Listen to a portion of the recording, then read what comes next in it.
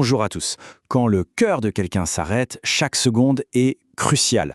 Aujourd'hui, on va voir comment un geste tout simple, le fait d'enregistrer un défibrillateur automatisé externe, peut carrément faire la différence entre la vie et la mort. Pour vraiment comprendre l'enjeu, on va commencer par une histoire. Une scène qui, hélas, pourrait arriver à n'importe qui et n'importe quand. Imaginez un peu la scène. On est dans une rue bondée, en plein après-midi. Tout le monde vaque à ses occupations, les gens marchent, certains avec des écouteurs, d'autres le nez sur leur téléphone. Bref, une journée tout à fait normale, quoi. Et là, d'un coup, sans crier gare, une personne ressent une douleur terrible, fulgurante, en pleine poitrine. Son monde bascule. C'est d'abord la confusion, et puis très vite, la panique.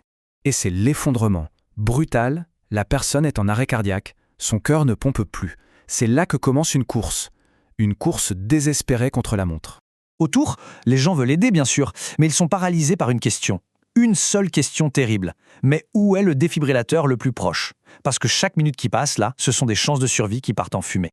Bon, ce scénario, ce n'est malheureusement pas de la fiction. Il met le doigt sur un problème national énorme, l'accès rapide à un défibrillateur. C'est ce fameux maillon qui manque bien trop souvent dans la chaîne de survie. Alors accrochez-vous bien aux chiffres. Chaque année en France, on parle de 40 000 à 50 000 arrêts cardiaques soudains. Pour que ce soit plus parlant, c'est l'équivalent d'une ville de taille moyenne qui disparaîtrait. Chaque année.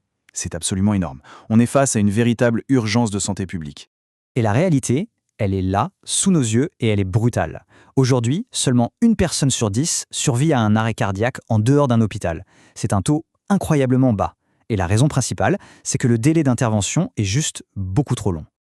Et c'est là que tout change. Regardez l'impact d'une intervention rapide avec un défibrillateur. L'utiliser dans les toutes premières minutes, ça fait bondir les chances de survie à plus de 40%. C'est juste spectaculaire comme différence. Un simple appareil peut vraiment, mais vraiment, changer la donne. Alors face à ce constat, et pour régler ce problème de localisation qui est absolument central, une solution nationale a été créée. L'idée, une base de données officielle pour enfin savoir où se trouve chaque défibrillateur. Et cette solution, elle a un nom. GeoDA, c'est tout simplement la base de données de référence gérée par le ministère de la Santé, dont le but est de cartographier absolument tous les défibrillateurs en France, pour que tout le monde, les citoyens comme les secours, puissent les trouver en un clin d'œil. Et attention, ce n'est pas juste une suggestion, une bonne idée, non, c'est la loi. Depuis le 28 juin 2018, déclarer son défibrillateur dans cette base de données, c'est devenu une obligation légale. Ce n'est plus un choix, c'est obligatoire. Alors, les objectifs de GeoDA, ils sont assez clairs et surtout, ils sont vitaux. Premièrement, rendre l'info accessible à tous. Deuxièmement, s'assurer que cette info est fiable. Troisièmement, permettre aux propriétaires de respecter la loi. Et enfin, le plus important, mobiliser tout le monde pour sauver plus de vies. Bon, alors, passons à la pratique. Concrètement, comment ça se passe? Si on possède un défibrillateur, on appelle ça un exploitant. Comment on fait pour respecter la loi et enregistrer son appareil? Allez, on regarde les étapes ensemble. Première étape, évidemment, il faut créer un compte. On se rend sur le site geodae.atlassanté.fr.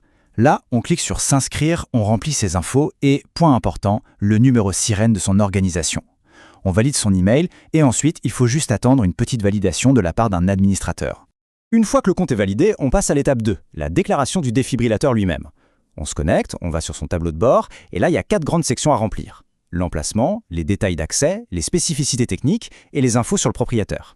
On valide, on envoie et c'est fait. Et ce qui est bien, c'est que la plateforme est assez souple. Il y a 3 façons de faire. Soit on déclare les appareils un par un, si on en a beaucoup, on peut le faire en masse via un fichier, et pour les très grosses structures, il y a même une connexion automatique. Et c'est là qu'on boucle la boucle. On se rend compte que ce geste, qui a l'air d'être juste de l'administratif, un formulaire à remplir, en réalité, c'est bien plus que ça. C'est un véritable acte citoyen qui a une importance capitale. D'ailleurs, la documentation officielle le résume parfaitement. Déclarer, c'est aider les services de secours et le premier témoin, et ainsi contribuer à sauver des vies. C'est exactement ça. Enregistrer son DAE, ce n'est pas de la paperasse, c'est devenir un maillon actif de la chaîne de secours. Parce qu'une fois qu'il est déclaré, le défibrillateur n'est plus invisible. Il apparaît sur la carte, il devient visible pour le SAMU, pour les pompiers, mais aussi pour n'importe qui via des applications sur smartphone. Cet appareil, qui était juste une boîte sur un mur, devient un point de repère vital. On termine avec cette pensée. Une simple action, quelques minutes passées devant un écran, pourrait un jour permettre à quelqu'un de rentrer chez soi, de retrouver sa famille. Et si la prochaine vie sauvée dépendait de cette déclaration? Voilà. Maintenant, on comprend mieux pourquoi et comment chaque défibrillateur doit être sur la carte. Si ce type d'information qui peut concrètement sauver des vies vous semble important, le meilleur moyen de ne rien rater, c'est de s'abonner à la chaîne. Merci de votre écoute et prenez soin de vous.